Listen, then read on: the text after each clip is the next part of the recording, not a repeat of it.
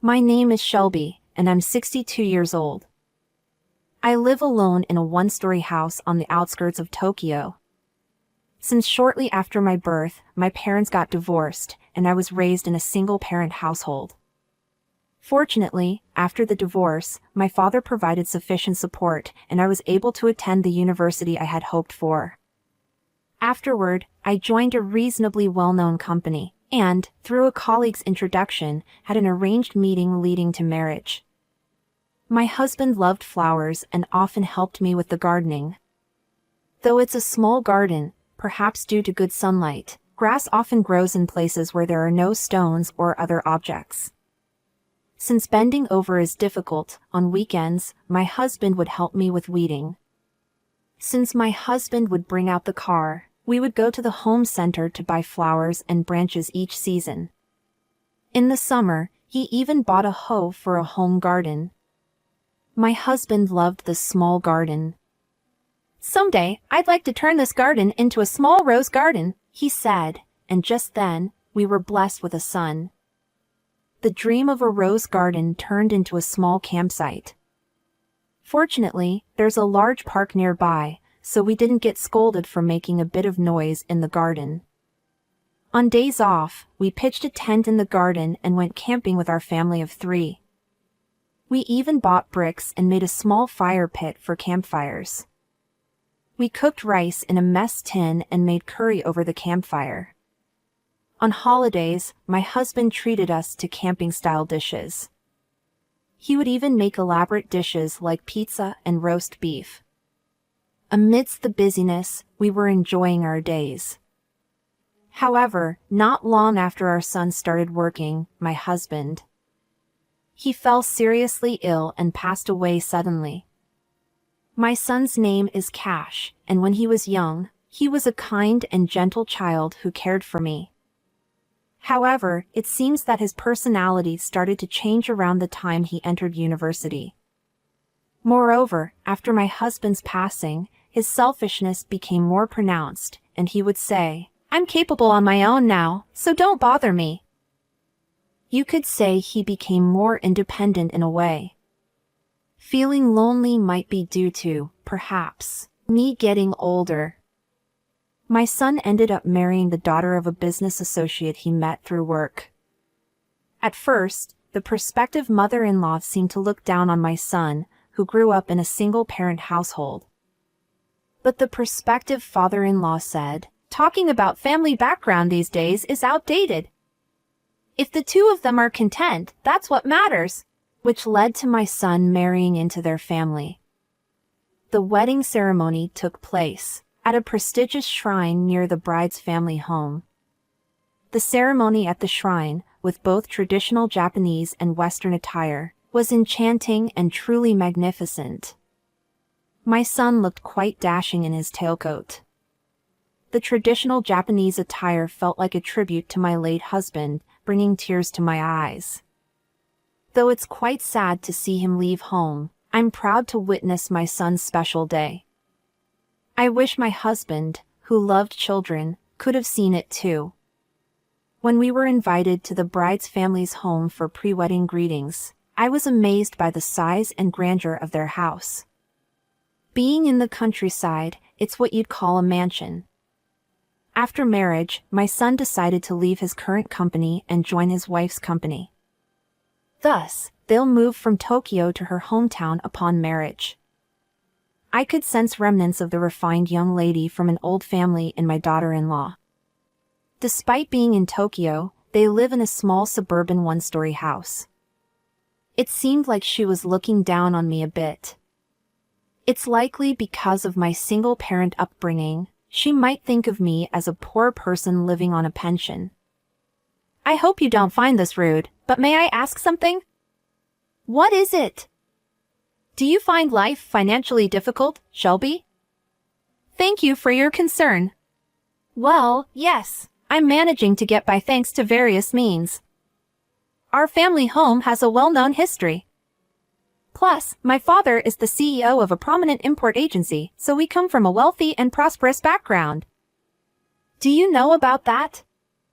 She was naturally boasting about her family background. So, Shelby, are you expecting any financial support from our family? What do you mean? I'll be straightforward. I hope you understand that we can't allocate our family's money to cover your living expenses. So, you assume that I'm poor and that I would ask for financial help from your family? Is that what you think? Yes. I have never considered anything like that. Maybe not now, but eventually you might. I wondered about the kind of unpleasant people she might have encountered, and the kind of upbringing she had, which worried me more than being angry at her attitude. You don't need to worry about that. Oh, is that so? Please remember those words. Saying that, my daughter-in-law left in a huff. I could understand quite well from her reaction just how much she deviated from common sense. One day, after a while, my son and his wife visited my house. I wanted to warmly welcome my son, whom I hadn't seen in a while, so I prepared many dishes that he liked. Since my mother was from Kansai and I grew up with lightly seasoned food, I made vegetable stews and simmered fish dishes. However, it seemed too bland for my daughter-in-law from Tohoku, who said, "These dishes are quite plain and poor-looking. Don't you have more meat or something?" I'm sorry, where I grew up was near the sea. I'm good at fish dishes but not so much with meat dishes. That seems like a very frugal meal. I received quite the harsh comments. It wasn't that impoverished, you know. I barely managed to argue back, but I realized that she probably couldn't judge what counts as poor. Well, we're not poor. My son, who rarely agreed with me, joined in. Still, serving dishes with just vegetables and fish does seem meager. Also, not just the house, the garden is simple too. Her condescending remarks didn't stop. Even though it looks simple, I really like this garden. I couldn't contain my anger and ended up responding harshly. Oh, by the way, Mom, her family's meat dishes are amazing. Tohoku has a lot of famous brand beef, and once I had that meat, I couldn't go back to fish. I became captivated by meat, you know? Suddenly, my son switched sides and started defending his wife. Come to think of it, her family was from a well-known beef-producing region in Tohoku. Please try the local beef. It just melts in your mouth. Oops, sorry, we always eat expensive high-quality stuff, so it might be tough for you, Mom. She said this, putting a hand over her mouth, and chuckled. Suppressing my overflowing emotions, all I could do was force a wry smile. One day, a few months later, I was invited to my wife's family's house. It's the end of summer and there are fewer tourists, so how about it? That's what they said. The heat had also significantly subsided, as my son mentioned. With no particular plans and rarely having a chance to visit Tohoku, I wasn't particularly thrilled about it, but I didn't want to be rude by declining outright. So I accepted the invitation. As a souvenir, I brought a traditional confection from an established shop in Tokyo. You really didn't need to do this. We've had things like this so many times that we're tired of them. But since you went through the trouble, we'll take them. Thinking about how she was that kind of person, I handed the gift over with a wry smile. As we walked inside, led by her, while mentally bracing myself that everyone here was an enemy, I couldn't help but marvel at the impressive house of my in-laws. They had a splendid garden too, recently renovated. Walking along a charmingly long corridor, we admired the pond's fragrance of cypress as koi elegantly swam and rare birds that I had never seen in Tokyo sang in the trees. These koi cost around $70,000 each. Although there aren't many, I chose quality over quantity. After conversing at her parents' house, my son and his wife invited me to a nearby luxury hot spring inn. They boasted about the luxurious hot spring facilities and high-quality Japanese beef.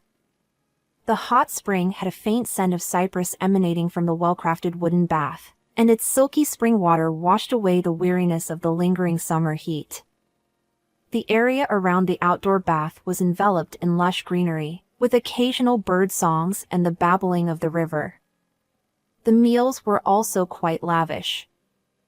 I wasn't someone who could eat a lot, so I informed the landlady in advance and had her prepare a small portion, allowing me to savor every dish. The high-quality Japanese beef seemed to be adjusted to my age, and the lightly seasoned cold shabu-shabu was very easy to eat. Indeed, this inn is wonderful. It should be a leisurely time spent here, if not for the snide remarks from my daughter-in-law.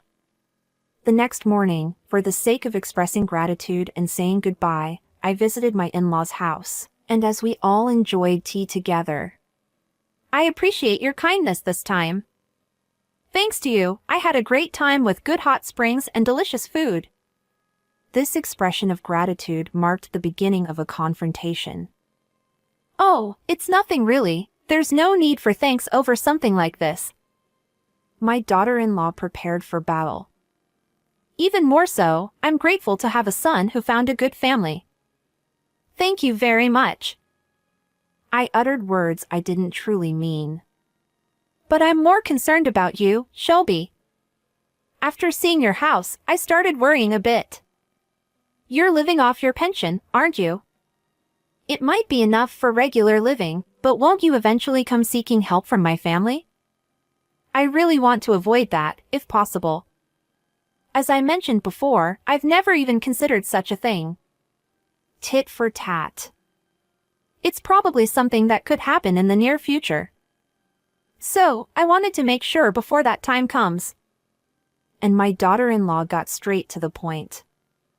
"What do you mean by that?" "In order to provide you with some enjoyable moments with your son, I invited you this time. Did you have a good time?" "Yes, I definitely enjoyed myself." "That's good. Well then, this will be the last time. We have a connection between us." "What do you mean by that?" "If my mother-in-law were to become a beggar or something similar, our family's name would be tarnished. And once something happens, there's no going back. So, I want to sever this connection." "Beggar. Sever the connection." Completely baffled, I repeated her words. "So, from today, I'm cutting off ties with you." I managed to suppress the anger welling up within me, from the wife's blatant condescension by taking a deep breath. "All right, if that's what you want." Responding calmly, I said, "I'm relieved that you're willing to accept. We've prepared the bullet train for your return. Goodbye." While I was furious about how my son and his wife treated me, I felt a sense of relief that I wouldn't have to meet that rude daughter-in-law again. Afterwards, to calm my heart, I went on a trip to my beloved Kyoto. Since then, I stopped sending money to my son, and as I had severed ties, there was no obligation to give him the dividends from the stocks I inherited from my father. My son begged me to continue secretly, but I declined, saying, "I won't support you since we're estranged." My son's only hobby, a vintage car he took care of, apparently got sold as she said. It looks outdated. My financial assistance was kept a secret from my daughter-in-law, and it seemed my son, controlled by her over finances, only had the allowance I provided. Well, my son is also at fault for not being able to stop his wife's outrageous actions, so there's nothing I can do about this situation. Just then, I heard that my daughter-in-law's father had fallen ill. Though he survived, due to a stroke, he couldn't continue working as before. As a result, my son and his wife were to take over the family business and company. The family of my daughter-in-law is quite wealthy, but, due to their rather forceful business practices, their reputation wasn't very good. With my son and daughter-in-law becoming the management, many business relationships that had been dissatisfied before are gradually ending their transactions, and the business seems to be declining significantly. Although he is the father of my daughter-in-law, I should ideally pay a visit to offer my condolences, but due to being estranged, I refrained from doing so. Perhaps that wife of his shares a similar personality with her father, and I wonder if she might pursue business in a manner similar to him. While this is just my personal opinion, I don't really see my daughter-in-law as having that much business acumen. She's selfish and constantly looks down on others, so the future is clear. As expected, the company's sales have decreased, and the new business that my daughter-in-law proposed ended without much success, resulting in increasing debts. Even the main import business, inherited from the previous generation, struggled to perform, and it was evident that the company was in the red overall. Amidst this, a major reform took place. Under the new direction of my son, who became the new president, the company's main operations were downsized, and entry into new divisions was decided. Interestingly, it was my daughter-in-law who made this decision. My son, who was just a figurehead as the representative director, was not able to intervene in this major reform. However, this also turned out to be a major failure. The management continued to deteriorate. I had been keeping an eye on the stock prices and trends, but due to continuously hitting the lowest point, there were no dividends. And the evaluations from the Shikiho, Japanese stock market annual report, and securities firms were terrible. It's probably inevitable that the company will be delisted. If it gets delisted, raising funds will become even more challenging than now. Bank loans will be difficult to secure, and the only option remaining would be selling off assets. Though my daughter-in-law's family owns a lot of forest land, being in a rural area means it's unlikely to find buyers quickly. However, I am someone who has been estranged. No matter how much I agonized over it, there was nothing I could do. So, I continued to lead a modest life as usual.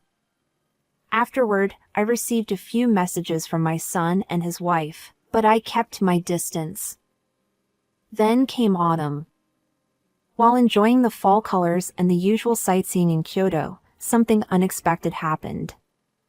As I leisurely indulged in the autumn beauty of Kyoto with my eyes and taste buds, an attendant called out to me, "There's a guest waiting for you." I had no recollection of any promise, and not many people were aware I was in Kyoto to begin with. "What is the name of the guest?" "Yes, the person's name is Rachel." Rachel. After a moment's thought, I immediately remembered. "We're acquainted, but there are circumstances preventing me from meeting her." "I'm sorry, please convey my apologies and ask her to leave." "I see, understood." The attendant stepped back momentarily, returning with a troubled expression. "She insists on meeting you at all costs. She's even kneeling down in apology. How should we proceed?" "In that case, there's no choice.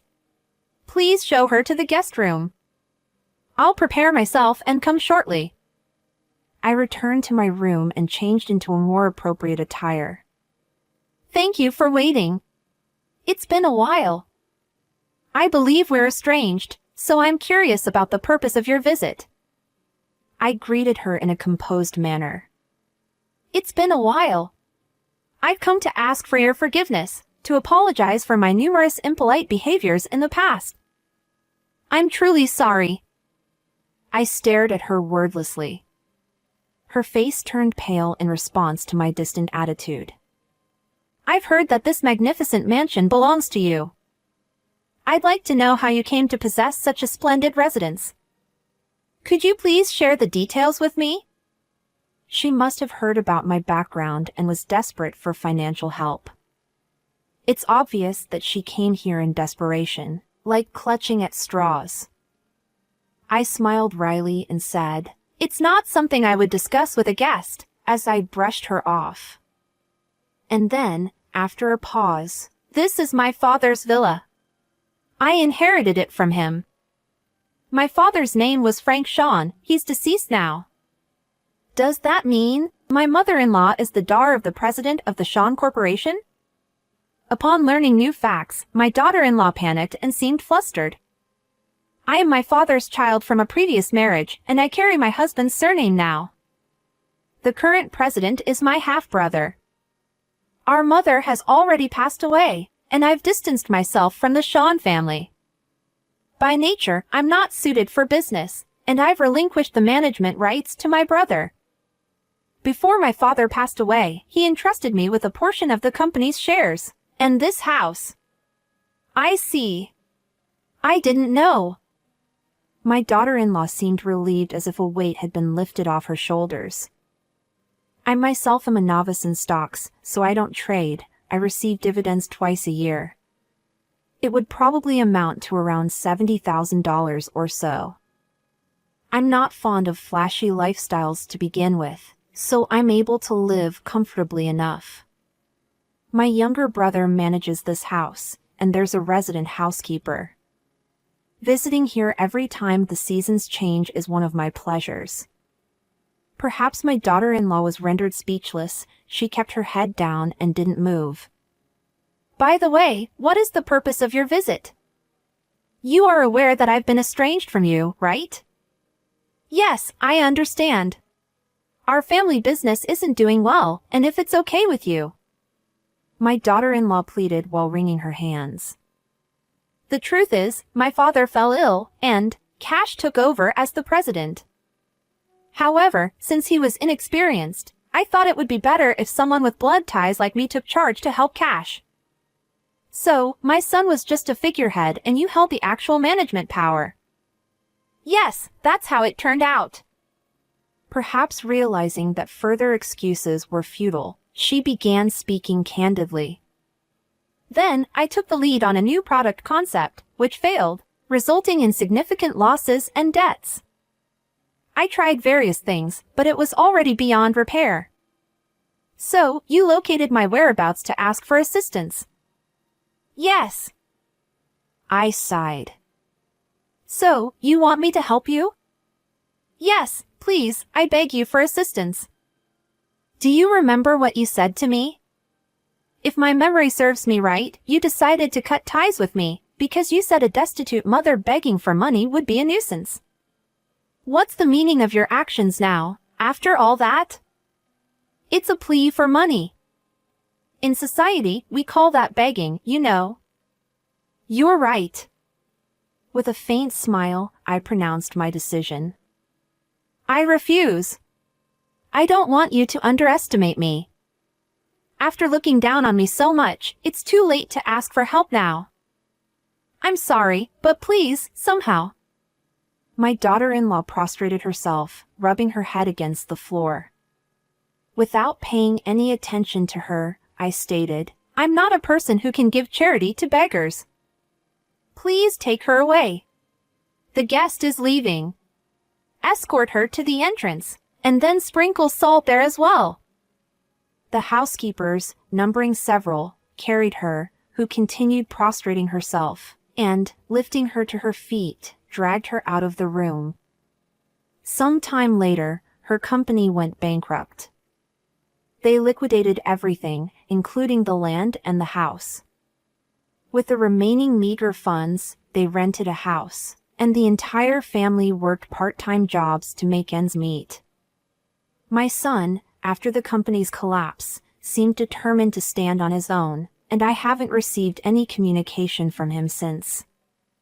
As for me, I continued living in the modest one-story house as before. A small, comfortable house filled with memories of my husband. In the small garden, mimosa flowers bloom in spring. A tree that my husband planted in the year our son was born. Mimosa invokes memories of our honeymoon trip to France with my late husband. Eating omelets and creme brulee with no common language, strolling down cobblestone streets, exploring antique shops, and visiting art museums. Seeing roses blooming in the palace square, he once said, I'd like to create a rose garden like this. Pink roses and yellow mimosa, both bought little by little and displayed on the windowsill throughout the stay. We bought a baguette to eat, but the hotel meals were so delicious that I had a hard time eating it, which also became a fond memory. Small yellow flowers. Every time these flowers bloom each year, they remind me of that day. I do worry about my son, but he's gaining social experience, after all. Choosing that wife was his decision. I hope the two of them will overcome hardships together. I prayed to my husband's altar. As the wind blew and the mimosa swayed, it felt like my husband was watching over me and my son. I recently planted a pink rose bush that my husband loved. I think he would have chosen this flower. With that thought in mind, I intend to spend my remaining time in the small garden, nurturing the roses he dreamed of, all the while cherishing the memory of my departed husband.